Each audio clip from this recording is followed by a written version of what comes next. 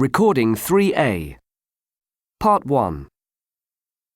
The heart is considered to be a muscle, and just like any other muscle in your body, your diet has a direct impact on the way that it works.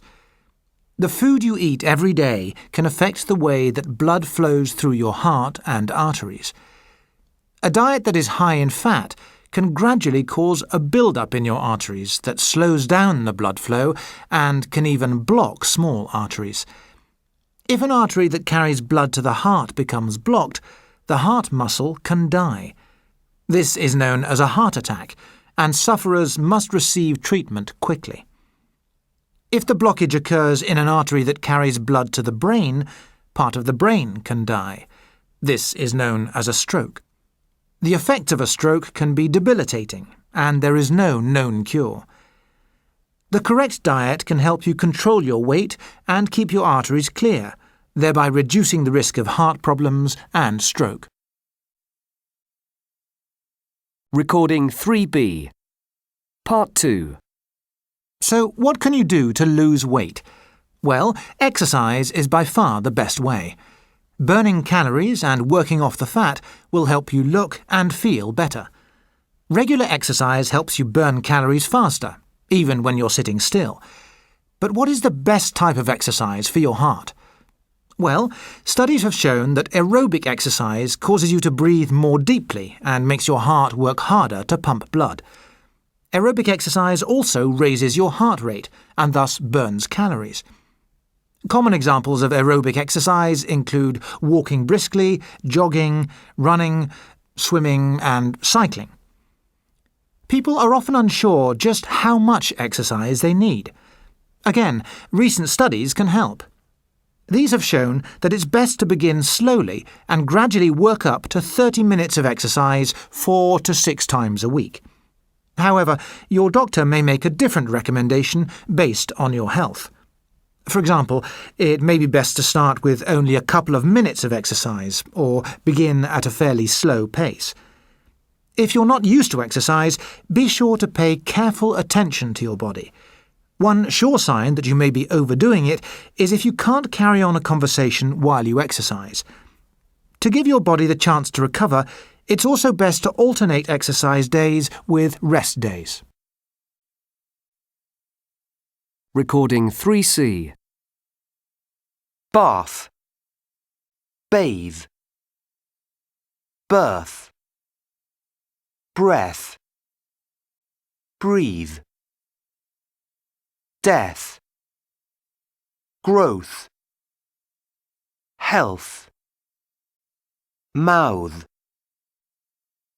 mouth, teeth, teeth, writhe. Recording 3C. Bath, bathe, birth, breath, breathe,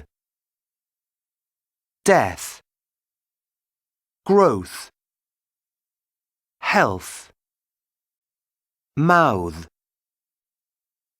mouth, teeth, teeth, writhe. Recording 4A. Do you think people work too much nowadays?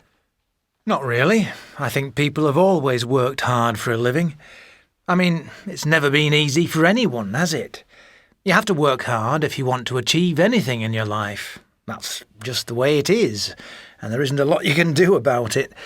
Life has its ups and downs, and I think the best thing to do is accept that and get on with it. What do you like to do to relax? For me, there is only one way to relax, and that's through sport. I like to live life on the edge, so I do a lot of extreme sports like paragliding and deep-sea diving. When you're in a dangerous situation, that's when you really feel alive. I think your attitude has a big impact on your quality of life. What's your idea of a perfect day? I don't think there's any such thing as the perfect day. Something always seems to happen to spoil it. Some people say I have a negative attitude, but if I plan a picnic with friends, then either it rains or my friends decide not to come along. I think it's a waste of time making plans like that. Life can be full of disappointments. How would you describe your attitude to life? I have a very positive outlook on life. I think it's important to treat every day as special and live life to the full. Some people approach everything as if their glass is half empty. If you do that, then it will colour every experience you have. I think if you want to lead a happy life, then you need to have a positive approach to everything.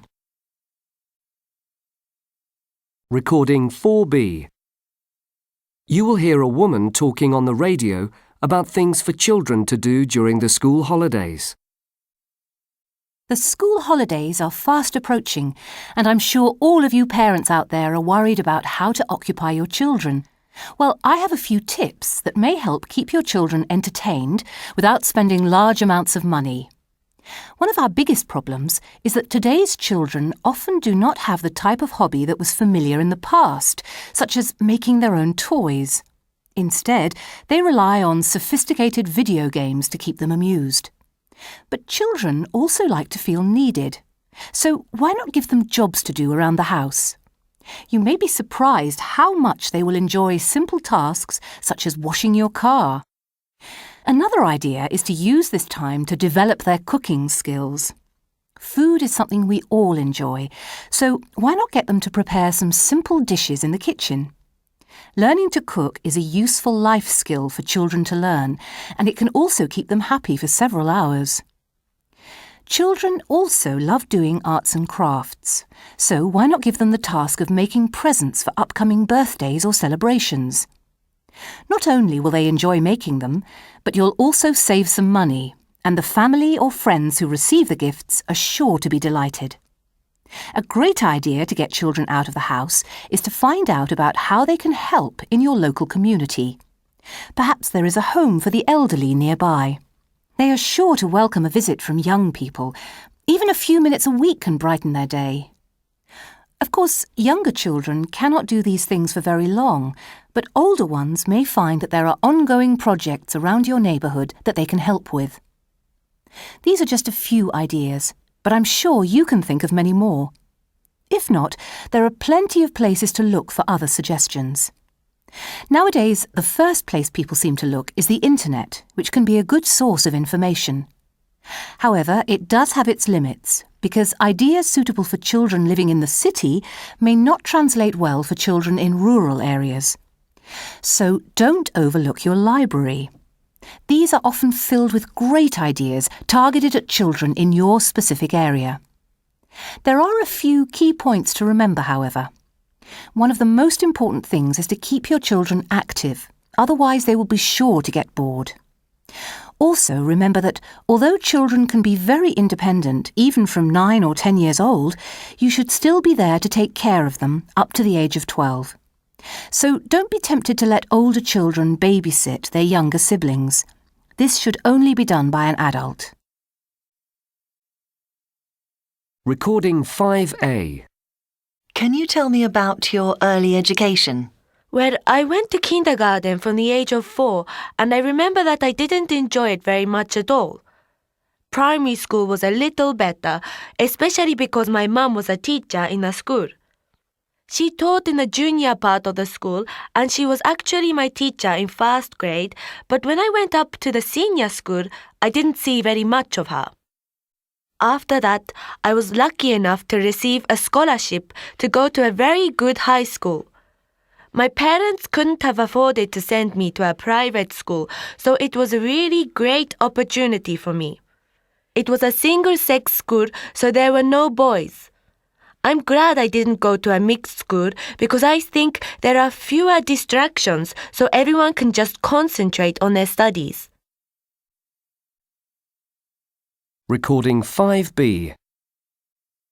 So, you have graduated from university and decided to continue studying towards a master's or PhD. At some stage during the next few years, you will need to consider your thesis. One of the greatest difficulties faced by postgraduate students is choosing a topic to base their dissertation on. Writing a thesis can be very daunting, but the task is much more straightforward if the topic you select is appropriate for you. So, what can you do to solve this problem? Well, there are several things to keep in mind. Firstly, you need to do your research so that you are very familiar with all the current literature. On top of this, you also need to be sure that you have a broad knowledge of your area of specialization. If you do this, it will help you with the next important point in choosing a good subject for your research, which is to ascertain what is relevant in your research area. This will be crucial in helping you to narrow your choices down. From the very beginning, it really is vital to set clear limits and to have a very fixed plan in terms of the scope of your research. It can be even more helpful to analyze existing research and ask yourself if there are any controversies. Perhaps there is a theory that you may want to challenge, and this could be the focus of your study. A further and very important factor to take into account is your own financial resources. If these are limited, then you need to avoid choosing a study that will involve costly equipment or surveys. However, if this is the case, you needn't despair or abandon your ideas altogether. Instead, make inquiries into funding from external agencies such as your local government. You may even find that local industries are willing to support your research by providing a grant. It's always worth looking around to see just what is possible. And finally, be sure to make good use of your tutor, especially when it comes to making sure that your findings are accurate. Recording 5C. Academic. Assignment. Consideration. Concentrate. Controversy. Controversy. Conduct. Distraction. Dissertation. Economist. Educational. Educated. Research. Thesis. Theory. Theoretical.